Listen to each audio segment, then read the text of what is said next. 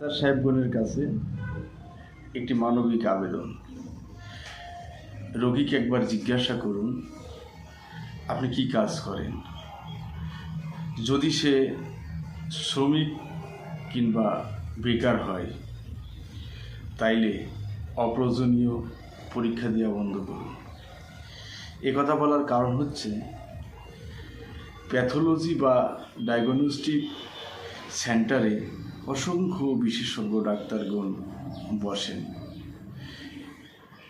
এবং প্যাথোলজি বা ডায়াগনস্টিক সেন্টারে শর্ত পূরণ করার জন্য অনেক সময় অপ্রয়োজনীয় পরীক্ষা দেওয়া হয়, যা আমাদের জন্য অনেক বোঝা হয়ে যায়।